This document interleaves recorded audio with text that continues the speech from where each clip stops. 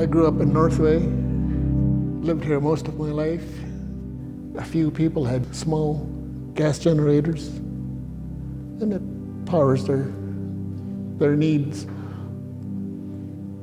I remember the single light bulbs hanging down from everybody's house. Today, we do have high power costs here. We spend a lot of money on our energy. Diesel, it's so expensive right now. But down here, it hits over $4 in the wintertime when it goes up. And prices going up again right now. So. My parents live out in the woods and they've had a solar panel up at their place. So, yeah, we were just looking at cutting the power bill big time.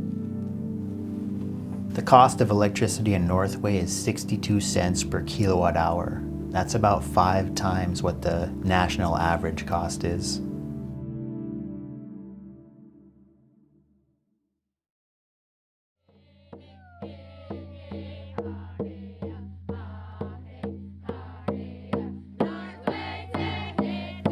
Northway Village Tribe. There's about 200 some people here now. My sister runs a dad's group. My grandpa been here since 1800, something like that. So they've been here for a long time. A lot of these people, they use their subsistence, fishing, hunting. There's a few trappers around, and Northway's location is 40 miles from Canada on the Alcan Highway. They had electricity for years and years, since military days. And then it transferred to the airport. They had generators up there and power lines. Then they sold it to AT&T. They have a power plant up there on the highway, a couple of big diesel generators up there. Northway is on a standalone grid that's hooked up to bring power throughout the community. Microgrid utilities are costly not only in Northway, but for small communities across the entire state of Alaska.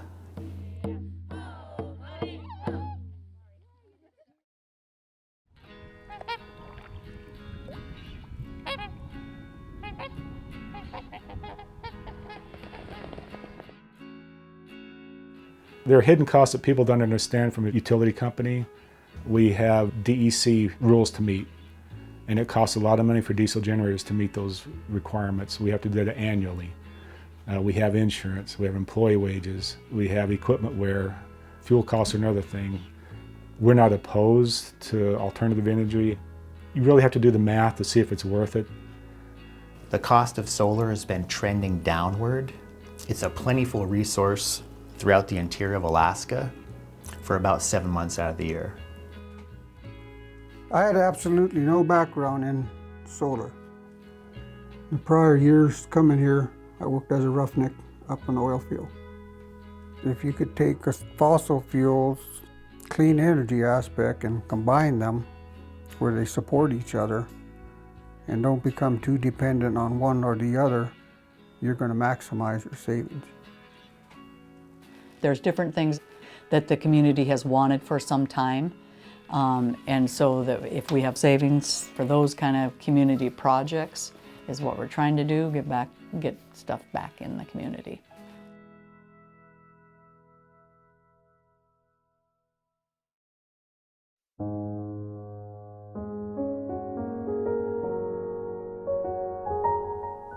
Brenda Engelman, she was part of the Grant Development Specialist Program. She was working on the possibility of a solar program in Northway. When this was explained to me, 3 tribal buildings, 18 kilowatt total, 6 kilowatts per building, that was a massive project to me. TCC Energy Department got involved pretty early on. They initiated the National Renewable Energy Lab to come out, and that was a big important piece. They came out and did the assessments on these buildings. TCC also got a grant writer, and she worked with the one that we had on staff. That's how we ended up applying through the Department of Energy for the funding source, and it went off from there. There was a lot of paperwork. DOE does not fund things entirely, so we had to come up with 50% cost share is basically what they call it. Like we donated use of our backhoe loader. The guys that worked on the project, we donated their wages. So that was the cost to us. ANTHC, they gave us the materials, their personnel. So it took all three organizations to come up with that cash match. That's really helpful.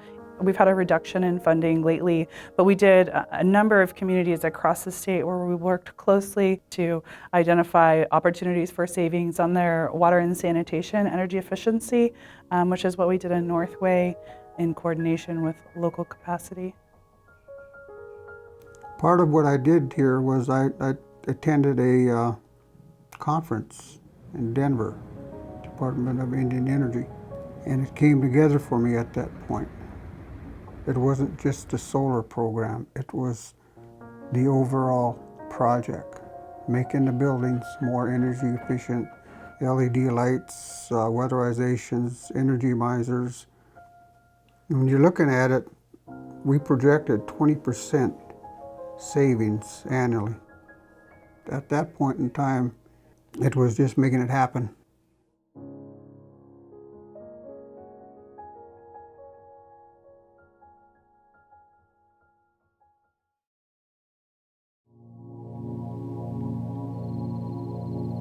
It was a hard grant to get. We took money from TCC and ANTHC. I wanted it to go well. Our community hall roofing was not user-friendly to the solar program, to the mounting system and whatnot. So we ended up replacing this roof. Every sheet had to be cut a special way. I went downstairs, they were bringing in parts. There was these boxes of stuff, just open and laying around, springs and bits and pieces here, stuff over here. These two guys were running around looking a little bit confused. Sure enough, when we opened the boxes, some of the parts were missing. You can't be installed an illegal system, or when it's not done properly, they can electrocute someone. We needed safety stuff. I mean, this is guys on top of roofs. I mean, it's liability for us.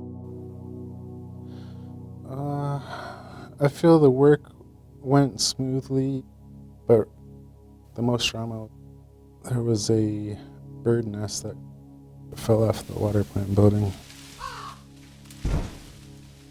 The technical guys didn't want to really help us. We were literally on the phone for like 7 hours, just trying to set up login and so we could see the usage. You'd better have all your pieces, parts, and plan in order.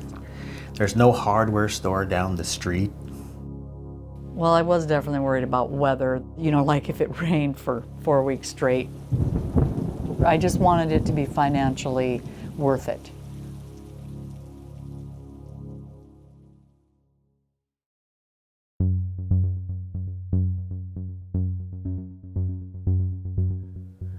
As we were putting up the solar panels, we kind of visualized what do we have to do, and then we got it all together. The second and third one was just a race to put them up.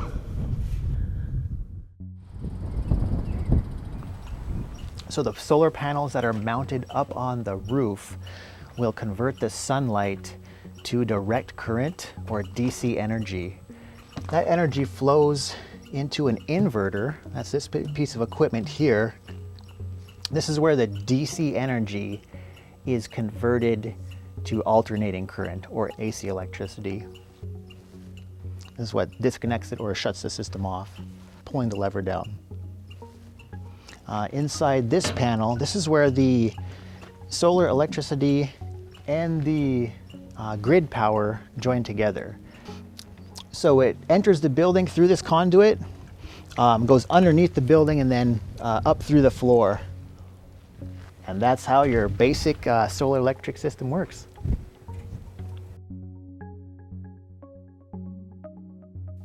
for energy upgrades. We replaced all the lights with LED, put new burners on the boilers, added a heat exchanger, expansion tank, separated the glycol loop to the well.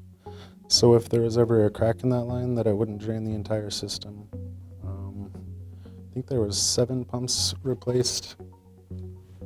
Soon after, Nicole brought in some papers, and she was visibly impressed. This is the hall in the kilowatt consumption, a big reduction. The washateria, almost $700 to $235. The water sewer building, that's a $406 bill, knocked down to $88.